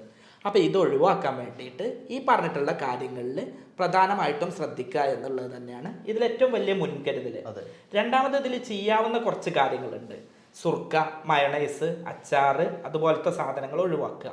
വെള്ളുള്ളി നന്നായിട്ട് ഭക്ഷണത്തിൽ ഉപയോഗിക്കാം. അതുപോലെ തന്നെ സവോള നന്നായിട്ട് ഉപയോഗിക്കാം, മല്ലിച്ചപ്പ് ഉപയോഗിക്കാം, മഞ്ഞൾ ഉപയോഗിക്കാം. എന്നാൽ കൃത്രിമ ഭക്ഷണങ്ങളും ഹോട്ടൽ ഭക്ഷണങ്ങളും പരമാവധി ഒഴിവാക്കുക. ഇതൊഴിവാക്കാൻ ചെയ്യേണ്ട ഒന്നാമത്തെ കാര്യം, ഈ പ്രോബയോട്ടിക് ആയിട്ടുള്ള തൈര് നല്ലതാണ്. അതുപോലെ തന്നെ കാൽസ്യം അടങ്ങിയിട്ടുള്ള ഭക്ഷണങ്ങൾ, കാൽസ്യം അടങ്ങിയിട്ടുള്ള കടൽ വിഭവങ്ങൾ ഇതിന് നല്ലതാണ്. ഓട്സും നല്ലതാണ്. എക്സ്പ്ലെയിൻ ചെയ്തു തരാൻ പറ്റുമോ? കാൽസ്യം അടങ്ങിയിട്ടുള്ള ഫുഡുകൾ എന്ന് പറയുമ്പോൾ കുറച്ച് അത് കൂടുതലായിട്ട് പറയുന്നത് കടൽ വിഭവങ്ങൾ, മീന്, കൂന്തള്, ചെമ്മീന്, ഇത്തരം സാധനങ്ങൾ, അതുപോലെ തന്നെ മത്സ്യവിഭവങ്ങൾ. പിന്നെ പാലിന് 2 അഭിപ്രായവും പറയുന്നുണ്ട്. അപ്പൊ ഞാൻ എപ്പോഴും ഓട്സ്, രാഗി പോലുള്ള സാധനങ്ങൾ പറയാം. പിന്നെ അതുപോലെ തന്നെ ഓരോ ശരീരത്തിനും ഓരോ പോലെയാണ്. നമുക്ക് എന്താണോ ഇറിറ്റബിൾ ആക്കുന്നത് അത് ഒഴിവാക്കുക. സവാള നല്ലതാണ്. അതുപോലെ തന്നെ ചീര പോലുള്ള സാധനങ്ങൾ നല്ലതാണ്. അതുപോലെ തന്നെ സുർക്ക, ബേക്കറി അതുപോലത്തെ സാധനങ്ങൾ ഒഴിവാക്കുക. മാനസിക സംഘർഷം ഒഴിവാക്കുക. നന്നായിട്ട് കിടക്കുക, നന്നായിട്ട് ശരീരത്തിന് വിശ്രമം കൊടുക്കുക. ഇത്തരത്തിൽ ചെയ്യുകയാണ് എന്നുണ്ടെങ്കിൽ IBS പോലെയുള്ള പ്രശ്നങ്ങളെ നമുക്ക് നേരിടാൻ പറ്റും. അതേപോലെ തന്നെ യോഗ, ധ്യാനം, പ്രാർത്ഥന, മനസ്സറിഞ്ഞിട്ടുള്ള ഒരു റിലാക്സേഷൻ, ഇത്തരം സംഗതികളൊക്കെ ആകുമ്പോൾ തന്നെ IBSനെ വളരെ നല്ല രീതിയിൽ നമുക്ക് മാനേജ് ചെയ്യാൻ പറ്റും. അതെ. ഇപ്പം എല്ലാ വിഷയങ്ങളെ കുറിച്ച് നമ്മളിപ്പോൾ ഡോക്ടർ പറഞ്ഞിട്ടുണ്ട്. അപ്പം ഇതിൻ്റെ ആകത്തുക എന്ന് പറഞ്ഞാൽ എല്ലാവരും കൃത്യമായിട്ടൊന്ന് ഉറങ്ങുക, കൃത്യമായിട്ട് സമയത്ത് ഭക്ഷണം കഴിക്കുക, നല്ല ഭക്ഷണങ്ങൾ കഴിക്കുക. അപ്പോൾ അതിന് ഓരോന്നിൻ്റെ ഡീറ്റെയിൽസ് സാർ ഓരോ രോഗത്തിൽ സംസാരിക്കുന്ന സമയത്ത് കറക്റ്റായിട്ട് എക്സ്പ്ലെയിൻ ചെയ്തിട്ടുണ്ട്. എന്തൊക്കെ കഴിക്കണം, എന്തൊക്കെ ഒഴിവാക്കണം, എങ്ങനെ കഴിക്കണം, ഏതൊക്കെ കഴിക്കണം എന്നുള്ളത് ഡീറ്റെയിൽസ് ആയിട്ട് പറഞ്ഞു തന്നിട്ടുണ്ട്. ഇനി നമ്മളുടെ നാട്ടിലെ പ്രവാസികൾ ഒരു രോഗിയായി വരാൻ പാടില്ല, മറിച്ച് ആരോഗ്യത്തോടെ ഏറ്റവും സന്തോഷത്തോടെ അവർ വരുന്നത് ശിഷ്ടകാലം അവർ സമ്പാദിച്ച അവർ സന്തോഷിക്കാൻ വേണ്ടിയിട്ട് ആഘോഷിക്കാൻ വേണ്ടി വരുന്ന രൂപത്തിൽ ആരോഗ്യകരമായിട്ടുള്ള ഒരു പ്രവാസ ജീവിതവും ആരോഗ്യകരമായിട്ടുള്ള ഒരു വിശ്രമ ജീവിതം ഉണ്ടാവാനാവണം നമ്മളുടെ ശ്രമം. അത് ആശുപത്രിയിലേക്ക് വരാനുള്ളതല്ല, മറിച്ച് ആരോഗ്യത്തിലേക്ക് വരാനുള്ളതാവട്ടെ എന്ന് ആശംസിക്കുന്നു. അതെ, ഈ ഒരു ആശംസ നമ്മളെ ഭാഗത്തു നിന്ന് തന്നുകൊണ്ട് നമ്മൾ ഈ ഒരു വീഡിയോ ഒന്ന് വൈൻഡപ്പ് ചെയ്യാണ്. ഈ പഠനത്തിലൊക്കെ എന്തെങ്കിലും സംശയങ്ങളോ കാര്യങ്ങളോ ഉണ്ടെങ്കിൽ നിങ്ങൾ താഴെ കാണുന്ന നമ്പറിൽ കോൺടാക്ട് ചെയ്താൽ മതി. അതിനുള്ള കൃത്യമായിട്ടുള്ള കാര്യങ്ങളൊക്കെ ഇവിടുന്ന് നിങ്ങൾക്ക് അറിയിച്ചു തരുന്നതാണ്. മറ്റൊരു ഹെൽത്ത് ടോപ്പിക്കുമായി നമുക്ക് വീണ്ടും കാണാം. താങ്ക്